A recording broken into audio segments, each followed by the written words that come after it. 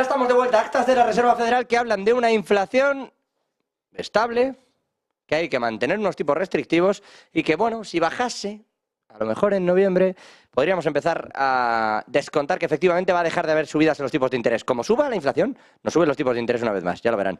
Y si no, al tiempo. Lo digo porque encima están en una actitud los bancos centrales como chulesca. Como si uno fuese la economía, ¿saben? Como si pudiera enfrentarse uno personalmente al Banco Central Europeo, que estoy yo aquí. ¿Se acuerda uno de la película aquella de las uvas de la ira? Cuando decía, miren que voy yo y les digo lo que hay que hacer. No, hombre, no, es que el banco no es una persona. Pues esto es igual. A algún sitio habrá que ir a quejarse. La Reserva Federal, insisto, como enconada con el mercado, porque el mercado piense cosas distintas. Incluso ha llegado a decir un miembro del Banco Central Europeo que subirán los tipos como todo el mundo piense que bajen. Ya ven ustedes, el nuevo indicador económico, ¿no? Ir contra lo que todo el mundo quiere. Es lo que está haciendo el BCE. Que ya ha dicho, cuidado, que la inflación va a aumentar en los próximos meses. Vamos a verlo. Pero no son buenas noticias en una Europa particularmente golpeada. Hoy lo que hemos tenido es un exitazo bárbaro en el mercado argentino, que sigue de momento su curso, subidas del 17,7%, en la apertura subía más de un 20%. Si me permiten, tres economistas, Iván Ayala, Alfonso Zapata y José Luis Moreno. Muy buenas noches. Muy buenas noches. ¿Cómo estás? Bueno, pues tomándome un poco esto con perspectiva, intentando analizar como un mercado entero sube un 17%, como es en el caso de Argentina, al calor de la elección de un nuevo presidente, que claro, todo esto depende de donde lo mires. Si uno mira a Alberto Fernández en según qué medios, pues era una especie de socialcomunista venido a menos por el kirchnerismo que pues ha llevado el país a esto. Y por la misma, si uno mira en otros según qué medios a Javier Milei, pues es un ultraderechista esperpéntico que habla y alucina, y etcétera, etcétera. La realidad debe estar en algún punto intermedio cuando un mercado entero y unos inversores que se juegan su dinero deciden que esto puede subir un 17% de forma sostenida. No es que haya sido un primer empujón para vender, es que sigue ahí.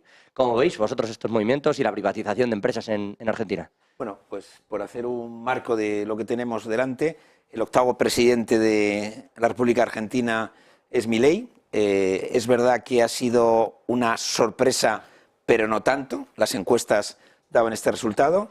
56% contra 44%, 12 puntos de diferencia, con una participación del 76%, el presidente más votado de la historia de Argentina, con más de 14 millones de votos.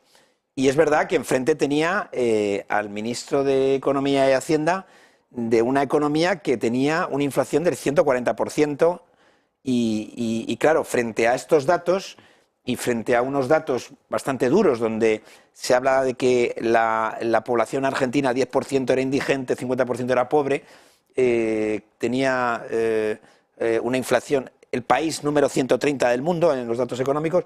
Bueno, pues hay un candidato que es verdad que hace una campaña con esa motosierra y con esas declaraciones estridentes que llama mucho la atención, y bueno, y es verdad que yo he visto un Milei distinto del que era candidato al que es presidente. Esto antes lo comentábamos, pasa en muchos países, ¿no? En España también hemos visto un candidato distinto de presidente, y también lo vimos en Grecia, y lo vimos también en Italia. Es decir, los candidatos se cambian cuando ganan las elecciones.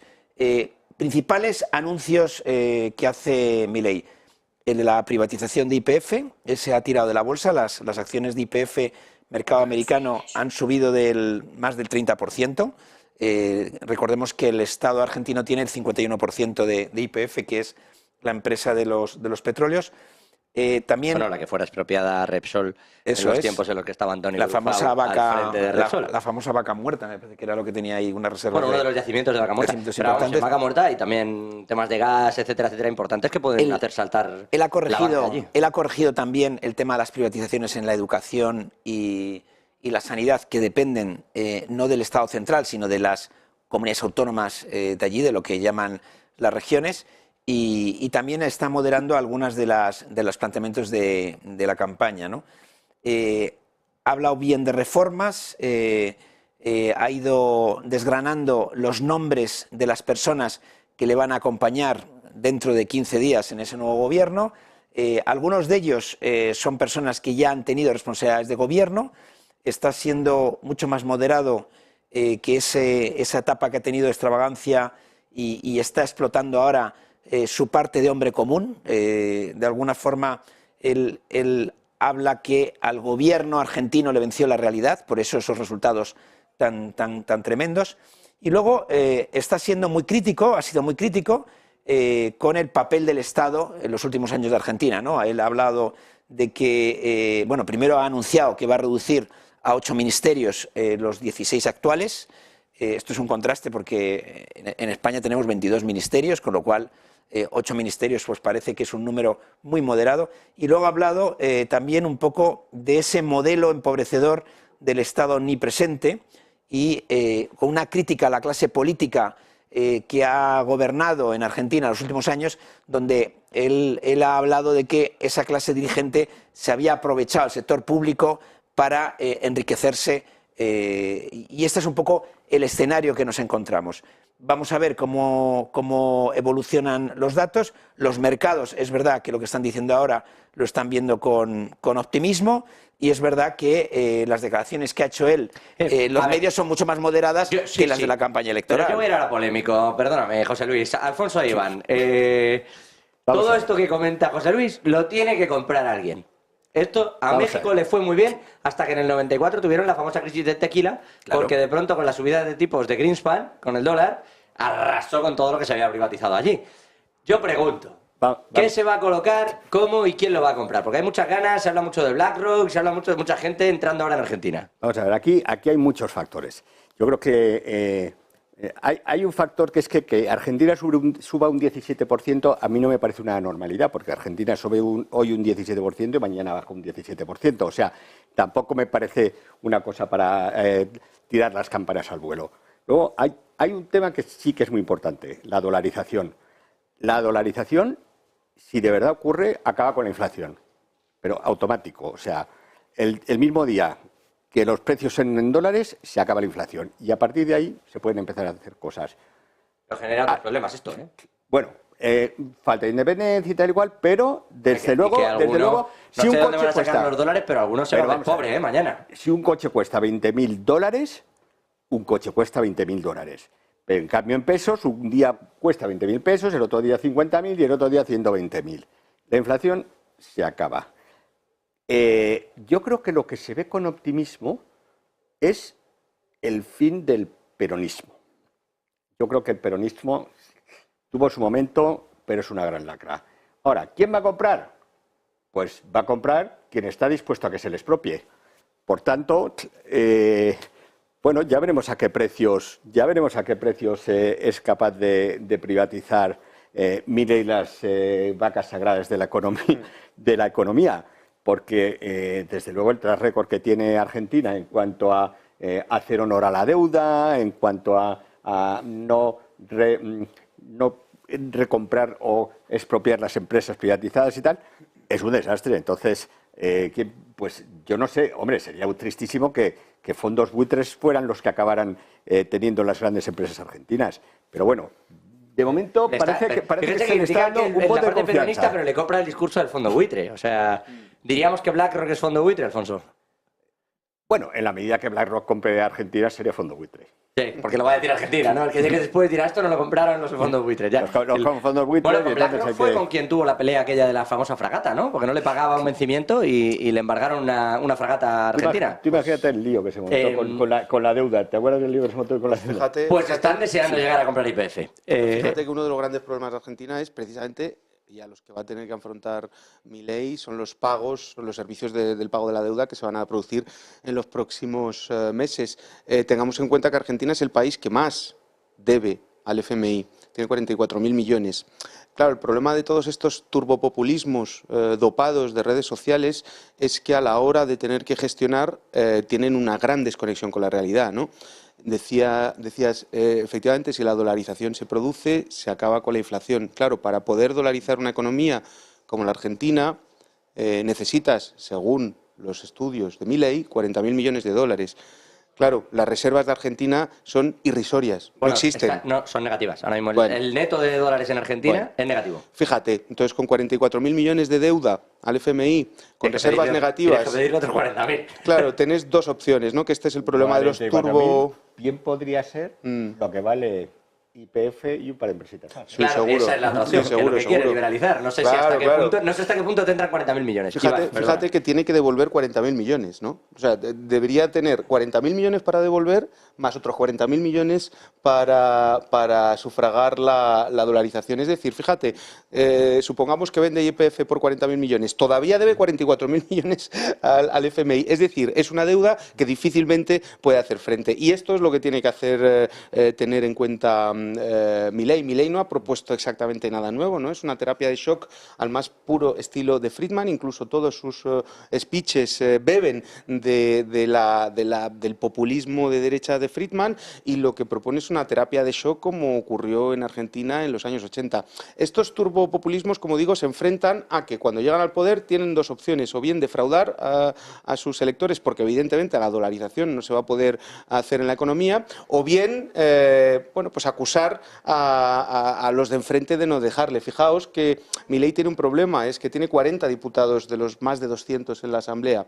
Fijaos que no tiene ningún gobernador, ninguno de estos grandes, poderosos gobernadores en ninguna de las regiones argentinas. Fijaos que además ha hecho una campaña que ha sido muy dura contra la burocracia estatal, no tiene alianzas dentro de los tecnócratas estatales. Esto augura que va a tener una transición, o que va a ser una de las transiciones más duras que hemos visto en Argentina, porque no es posible, ¿no?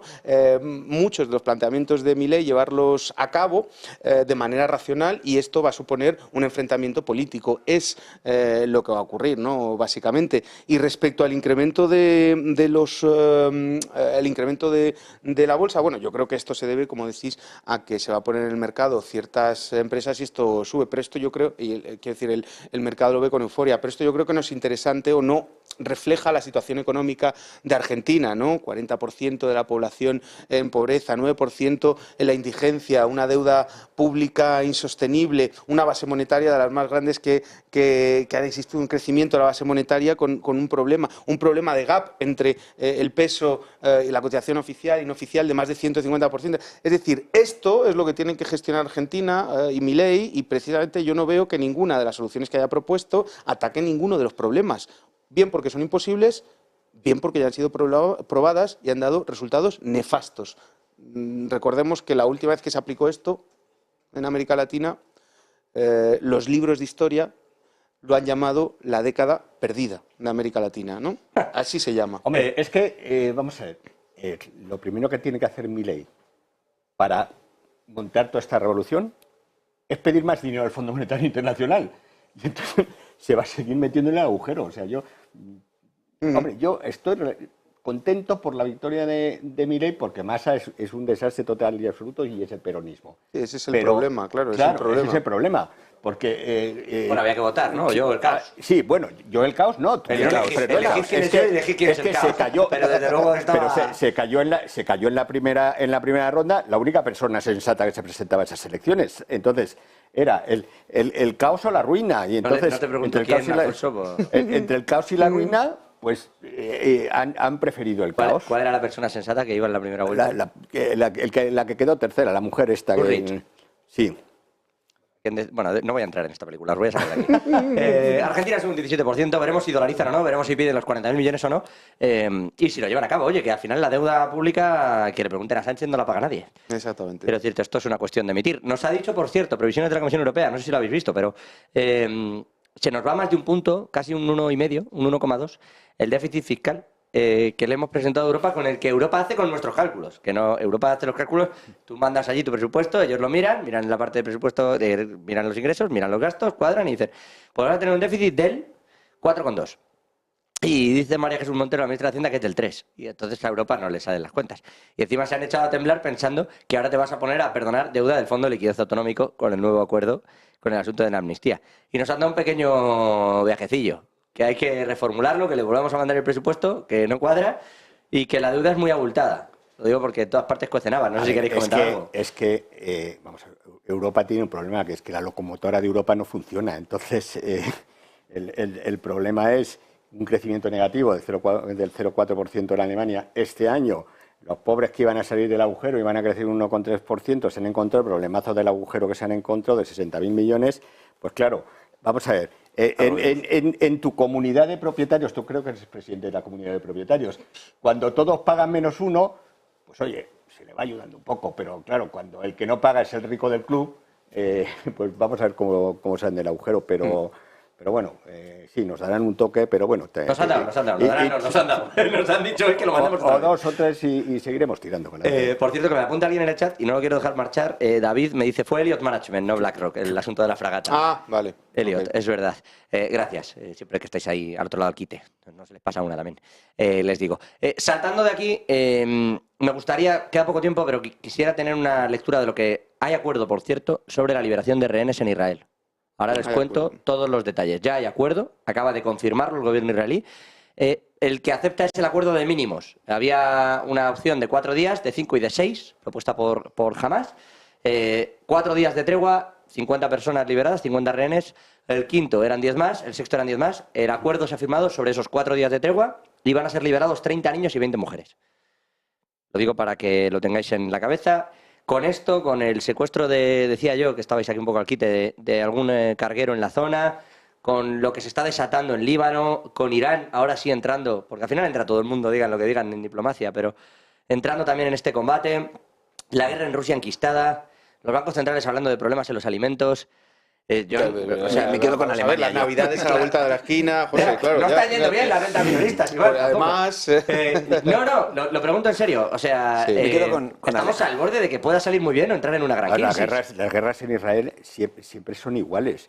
O sea, atacan... Bueno, pero alguna ha dado origen a una crisis de petróleo importante, atacan los terroristas. Todo el mundo se pone a pegar gritos, es decir, que los terroristas son unos terroristas. Luego llega Israel y se pone a hacer el bestia y se lleva por delante, convierte en un parking medio Gaza.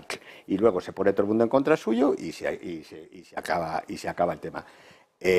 Bueno, esto es una sinopsis. Ese resumen está lleno de muchísimas... Hombre, si es decir, oye, la guerra de los 7 días duró 7 días. O sea, por el medio pasan muchas cosas. A ver, incluyendo una crisis importante del petróleo que nos ha llevado en su momento. Bueno, ha habido... ¿A quién no ha llegado? Bueno, yo creo que ha habido un acto bastante ilegítimo que ha sido un atentado terrorista que no venía a cuento, que ha acabado con la vida de un montón de ciudadanos que estaban haciendo su vida normal.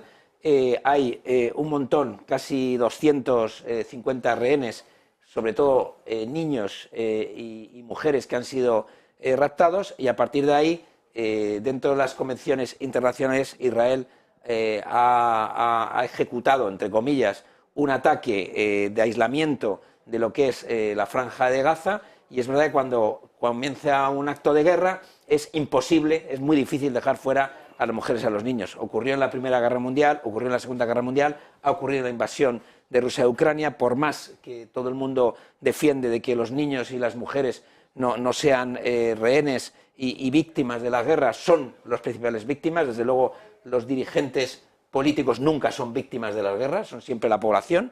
Y ahora lo que tenemos que intentar entre todos los países es ayudar de la mejor forma posible, y así lo está haciendo Estados Unidos, y así lo está haciendo Qatar. El papel que está jugando Qatar en esta crisis es un papel interesante de estudiar. Es decir, si al final se llega a este acuerdo ha sido porque Qatar ha puesto toda la carne en el asador, igual que Estados Unidos presionando, y a partir de ahí, bueno, pues puede haber un punto de inflexión. La liberación de esos rehenes niños y esas mujeres, y por intercambio, que no lo has comentado, pero también se van a dejar libre, me parece que son mujeres palestinas que estaban en las prisiones de Israel. Evidentemente, las razones por las que unos y otros estaban retenidos son distintas, y eso somos todos conscientes, pero tiene que haber ese punto de inflexión.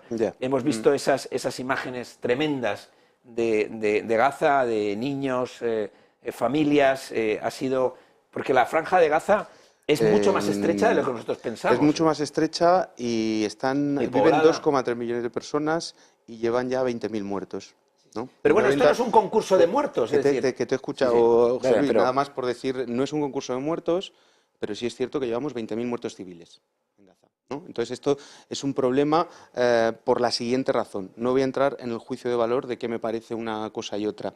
En la medida en que este conflicto se alargue, es mucho más difícil justificar la masacre de civiles en el territorio palestino, en las poblaciones árabes, ¿no? Y en las poblaciones musulmanas.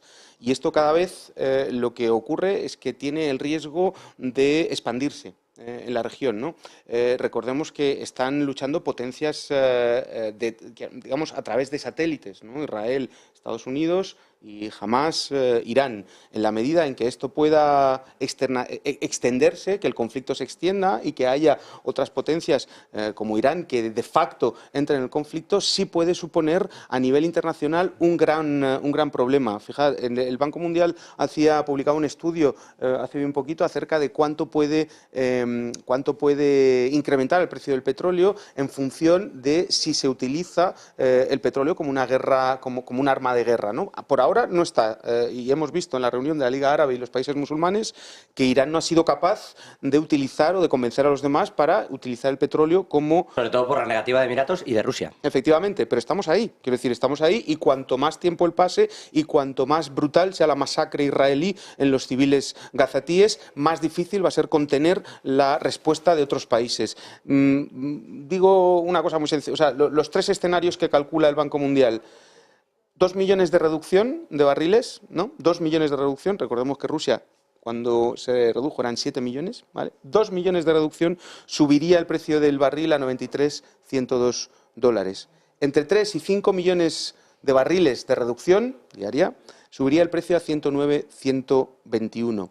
Entre 6 y 8, recordemos, Rusia redujo 7 millones, entre 6 y 8 millones subiría el precio del petróleo a 141 o 151, en esa franja. Esto estamos hablando de los precios más altos de toda la historia, en el caso de que pueda ocurrir. Este es el peligro que estamos viviendo y que Israel, con su estrategia, está poniendo encima de la mesa, ¿no? Y está cada vez dificultando más que Teherán no entre en el conflicto. ¿Cómo puede entrar? Bueno, ya está entrando efectivamente, no a través digamos, Teherán no está entrando, pero bueno, tiene los hutíes en Yemen, tiene Hezbollah. Aquí no está entrando nadie, pero cada vez hay grupos rebeldes haciendo más cosas. Y este es el problema. Que mandaban a Israel no se hacían en la franja de Gaza, efectivamente, ¿no? Porque no han descubierto ninguna fábrica de misiles, ¿no? Alguien se pensaba. Estamos en el Líbano con Hezbollah, en Irak con las milicias chiíes, en Siria con las milicias chiíes también respaldadas por Irán, y los hutíes, que están muchísimo más lejos, pero que han sido capaces de enviar durante 2.000 kilómetros un misil y no ser interceptados por el Iron Dome de Israel. Esta es la situación, y yo creo que esto es lo que hay que poner encima de la mesa, entre otros, para decir que Israel, hombre, pues tiene que tener tiene que básicamente parar lo que está haciendo en Gaza, y si quiere tener una estrategia de confrontación, que lo haga con Hamás, pero no con la población civil, porque esto es inasumible en términos humanos, militares, políticos. Un primer paso, el acuerdo de hoy, creo que es un paso positivo, y a partir de ahí vamos a ver cómo evolucionan. Vamos a ver si se cumplen los 4 días. Y importante todo, ¿eh? Claro. Vamos a ver si llegan los rehenes y vamos a ver si se cumplen los 4 días. Eso es. Porque el último que se firmó fueron altos el fuego de 4 horas que no se han producido. Eso es. Y que la ONU lo ha denunciado. Por cierto, que algunos apuntáis sobre las cifras de fallecidos, siempre lamentables, que están apuntando José Luis e Iván en este caso, son cifras de la ONU. Lo digo porque no sé qué se está diciendo en otros medios. Las cifras que están manejando aquí son las cifras que da Naciones Unidas. Aquí hemos hablado también, de hecho, lo hicimos la pasada semana con la gente que gestiona a los refugiados desde la ONU y que nos dieron también estas mismas cifras. Os voy a dejar marchar con una. ¿Alemania? No. Sí. Dices que el petróleo se puede ir a los 151 si se incrementa la guerra. Bueno, hay muchos focos. Están los alimentos, está esto. Estaba la famosa guerra Israel, ya tengo yo la cabeza. Estados Unidos-China, China-Estados Unidos. Se encuentran, parece que todo va a ir bien. Hay señales en ambos sentidos. Pero está empezando a entrar inversión americana de nuevo en China. McDonald's incrementó ayer en Carlyle un 28% su posición. Tiene ya el 48%. Se había salido y ahora está entrando. En Alemania deben pensar que son idiotas. Me van ustedes a perdonar. Porque siguiendo este consejo se dedican a hacer la desconexión de todo, tienen que cambiar su modelo energético, las empresas se le medio rebelan porque tienen que dejar de hacer negocios con Estados Unidos. Decía Alfonso, la locomotora está gripada, no funciona, van a ir a contracción. Y tiene un follón con el presupuesto que no es capaz de manejar Scholz, con los refugiados de Gaza que unos no quieren acoger por si hay terroristas, y con toda esta debacle de que no se hacen negocios con China y ahora de pronto sí. tienen una buena formada en una economía, insisto, que está llevando a Europa a la crisis. Tienen una gordísima y además, bueno, perdonad, pero No, Iván. además yo creo que lo que ha pasado básicamente es que el tribunal, bueno, un tribunal alemán ha sentenciado el Tribunal Constitucional alemán, la Corte Suprema en Alemania, ha sentenciado que Alemania, si se cumple lo que han dicho, pues va a crecer medio punto menos el año que viene. Esto es lo que ha sentenciado el Tribunal Constitucional. No vamos a entrar en los detalles porque creo que no hay tiempo, pero sí es cierto que esto es un problema no ya para Alemania, sino en general para la gestión macroeconómica. Y viene, eso es el legado de la mala gestión del 2007, de la crisis del 2007, que dejó una serie de reglas fiscales imposibles de poder sostener a largo plazo, a medio plazo, como se está viendo en todos los países, ¿no? Y Alemania está sufriendo de esta visión ordoliberal que tenemos en Europa. También digo una cosa, no creo que pase nada, ¿no? Porque hay diferentes formas de modificar esa Lo está pasando decisión. regular, ¿eh? A ver, Tiene 29 partidas congeladas ahora mismo y se está pasando regular. Es muy interesante políticamente lo que ha causado el agujero. Porque en realidad ha sido un desvío de fondos que la Unión Europea tenía destinados a una serie de cosas COVID. que el gobierno alemán ha hecho con ellos, lo que le ha salido de las narices y se lo ha llevado a otro lado. O sea, impone un poquito de disciplina, por lo menos en cuanto al uso de los fondos de la Unión Europea, lo cual nos lleva a que más vale que todos nos apliquemos y usemos los fondos Next Generation de la manera más diligentemente posible. Los fondos que están cuestionados en el fondo por el Tribunal Constitucional alemán, que es independiente, No, cuestionado, no, ha dicho que no lo ponga. qué suerte. Sí, cuestionado nada, ha dicho que no. Son 770.000 millones. Esto es una primera... Son 60.000 que han dicho que no, pero tienen 29 partidas que van. Eso es. 60.000 han dicho que agua. Eso es. Y el resto son también recolocaciones de fondos en lugares que aparentemente, y ahí están las demandas, se han colocado en lugares que no deberían estar. Esto es una regla que hay en Alemania para evitar que el gasto tenga el cielo por límite, es decir, no se puede tener más de gasto de un 0,35% del PIB. Esta es una regla que saben todos los gobernantes alemanes que existe ahí. Esta regla, este freno a esa deuda durante el COVID, digamos que se levantó. El año pasado se volvió a levantar por la invasión de Ucrania por parte de Rusia, pero ya este año el Tribunal Constitucional ha dicho hasta aquí hemos llegado. Bueno, entonces, a partir de ahí, bueno, hay tres opciones. Primero, rebajas los gastos, subes los impuestos, Que ya han dicho que no. o llegas a un acuerdo con la CDU, que es en lo que está ahora mismo el ministro de Economía. Hizo unas declaraciones ayer donde decía que él quería contar con la CDU para ver si hay alguna forma de gestionar esos topes, y esas son las tres opciones. Evidentemente... Bueno, hay más opciones, José Luis, se puede... Sacarse la ley, pero en No, Alemania eso saltarse la no ley. existe. No, saltarse la ley, se puede- tirar de deuda, que también han dicho que no. Bueno, a ver, lo primero de todo, lo que hay en Alemania es una regla de la deuda. Una regla de la deuda que impide que la deuda incremente, y que esto lo que hace es que el déficit presupuestario no pueda ser superior al 0,35% del PIB. Lo que ha ocurrido es que el presente gobierno llega en el 8 de diciembre con los presupuestos ya hechos. Recordemos que el 22 en el año 2022, en febrero, pues salta la guerra de Ucrania. Y resulta que el gobierno alemán entra con unos presupuestos ya hechos y necesita hacer frente a la guerra de Ucrania. La pandemia, los fondos que habían sido aprobados para la pandemia, los fondos no gastados que habían sido aprobados para la pandemia, son los que se han hecho en medidas extra presupuestarias para generar un fondo que haga frente a dos cosas. El tope al gas y el tope a la electricidad, que ha permitido que en Alemania se reduzcan los precios de la electricidad. ¿Qué es lo que ocurre? Bueno, pues que hay el tribunal ha sentenciado que esta utilización, digamos, este uso de triquiñuelas para poder utilizar gasto que ha sido aprobado pero no ha sido realizado, no se está desviando nada, ha sido gasto que ha sido aprobado pero no ha sido realizado, poder utilizarlo en otra emergencia que ha ocurrido, que se llama la guerra de Ucrania. Y esto es lo que ha ocurrido, y esto es lo que supone un problema gigantesco en la gestión macroeconómica de la eurozona, porque es una absoluta anomalía. que en Alemania no se puedan utilizar herramientas de gestión macroeconómica del ciclo en economías capitalistas como son la deuda y el déficit. Recordemos que Alemania es la única o el único país que tiene una deuda que está por debajo del 60%. No es un problema de deuda, es un problema político que es aberrante en términos de cómo el ordoliberalismo ha logrado modificar las reglas legales que limitan la capacidad económica de una economía capitalista normal y tradicional. Sabes que todas las economías donde se dice que no hay un problema de deuda acaban con un problema de deuda. No. Si en Alemania no hay un problema con la deuda es porque no es ha habido verdad. un tope No para es que verdad. esa deuda pueda mandarse al cielo. ¿Por qué? Porque Alemania tiene en la memoria lo que ocurrió en los momentos previos a la Segunda Guerra Mundial. Para ellos la no es inflación... verdad. La República de Weimar, en la República de Weimar. Es un desastre. Entonces, esto... Siempre te digo, siempre que alguien dice no hay un problema con la deuda, acabas teniendo un problema con la deuda. Pero Porque bueno, claro, es que la la ventaja deuda- de la deuda siempre es que la pagan los que vienen detrás. No, el problema de la deuda es que depende de dos variables. La sostenibilidad macroeconómica de la deuda depende de la tasa de crecimiento y los tipos de interés. Eso es lo que ocurre. Dicho en Pues Román esto es lo que Paladino, ocurre. por mucho que te la suban, seas capaz de pagarla. Exactamente. Sí, Entonces, bueno, estamos. y a cuál peor, porque si depende de los tipos de interés y del crecimiento, el crecimiento ni está ni se le espera, y Sí. los tipos de y interés... resulta, no va bien, no va bien. que encima te obligan a implementar un recorte de 60.000 millones sin ningún tipo de justificación Me económica. voy. sino- 60.000 son ahora, pueden ser hasta Ahora. 770.000. Eso es. 29 partidas en juego en Alemania. Iván Ayala, Alfonso Zapata y José Luis Moreno. Que se me Muchas encona el gracias. asunto.